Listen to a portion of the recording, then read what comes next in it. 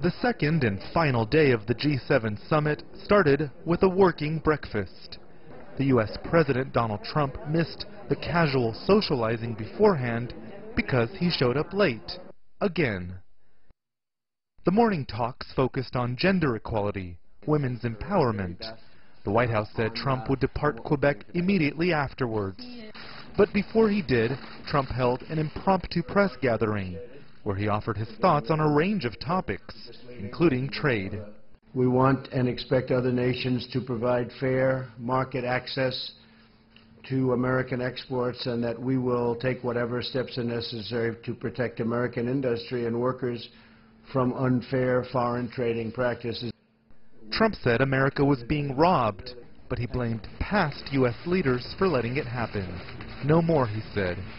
Trump also defended the recent import duties his administration slapped on imported metals, many originating in G7 states. Without him, the summit continued, a session on the environment, oceans, clean energy, and climate change that included leaders from the developing world joining the summit as guests. Outside, protesters urged the G7 states, which make up around half of the world's GDP, to focus on economic justice. The rich get richer and the poor getting poorer. They concentrate on themselves and the companies that exist in the U.S. and the United States and Europe, but they protect those companies who are actually already rich. That's the reason why there is no equality. The Canadian host, Prime Minister Justin Trudeau, was determined that this year's gathering be seen as a success, despite public tensions between Trump and other members ahead of the meeting. The President will continue to say what he says at various occasions. What we did this weekend was come together, roll up our sleeves, and figure out consensus language that we could all agree to on a broad range of issues. Trudeau also vowed to impose retaliatory tariffs on the U.S. starting July 1st.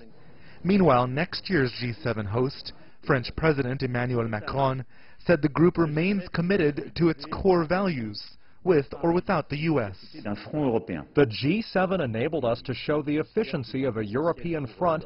This is very important for Europe to be able to act together.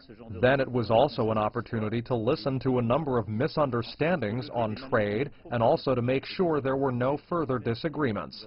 In the end, in a last-minute twist by tweet, Donald Trump lashed out again. He called Trudeau a weak leader and said the U.S. would not sign off on the G7's final communique, a document meant to reflect the group's consensus, now highlighting its division.